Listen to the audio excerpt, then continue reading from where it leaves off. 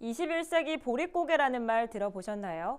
머지않아 돈이 있어도 식량을 구할 수 없는 상황이 올지도 모른다는 위기감에서 나온 말인데요. 실제로 21세기 보릿고개를 겪은 나라가 있습니다.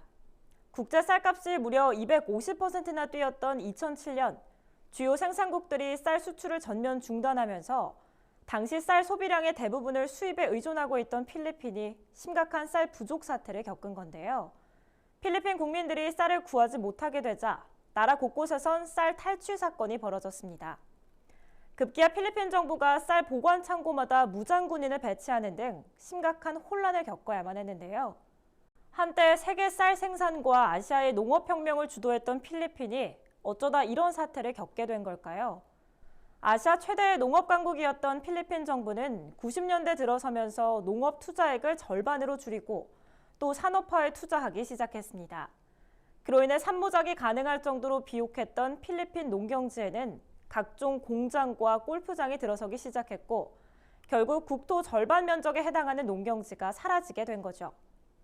결국 아시아 평균의 6배에 달하던 필리핀의 농업 생산성이 급격히 줄어들면서 20년도 채 되지 않아 세계 최대 쌀 수입국으로 전락하게 된 건데요. 필리핀의 농업과 농촌에 대한 무관심과 홀대가 곧 국가적인 식량 위기를 불러온 겁니다. 그런데 이것이 비단 필리핀만의 문제일까요? 요즘 들어 우리나라에서도 식량 안보가 심각한 상황에 접어들었다는 경고음이 들려오기 시작했습니다. 여기서 식량 안보란 전쟁이나 재해, 재난 같은 위기 상황에 대비해서 일정한 양의 식량을 항상 확보해 놓는 걸 말합니다. 우리나라의 식량 안보가 어떤 상황인지 알 수 있는 척도로는 바로 곡물 자급률이 있는데요. 보다시피 우리나라의 곡물 자급률은 1970년대 이후 급격한 하락세를 보여왔습니다.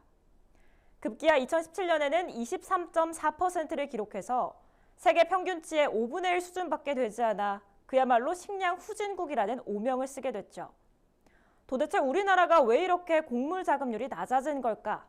그 이유는 바로 FTA의 후폭풍으로 인해 우리나라 농산물이 값싼 외국산 농산물과 경쟁해서 밀리게 됐고 결국 밀과 콩, 옥수수와 같이 아예 재배를 포기하게 된 곡물들이 늘어났기 때문입니다. 설상가상으로 지금처럼 쌀 소비량이 점점 줄어들어 쌀 농사를 포기하는 농가가 많아질 경우 우리도 머지않아 필리핀처럼 쌀 부족 사태를 겪을지도 모르는 상황이 된 건데요. 하지만 이런 상황에서도 직불제 개편 과정에서 쌀 생산량 유지를 위한 정책은 논의가 되지 않고 있어서 농업인들의 한숨은 더 깊어져 가고 있습니다. 식량 안보의 심각성이 제기되고 있는 요즘, 우리가 먹을 건 우리가 스스로 지켜나가기 위해서라도 농업과 농촌 살리기에 더 관심을 가져야 하지 않을까요? 지금까지 풀어쓴 농업백과였습니다.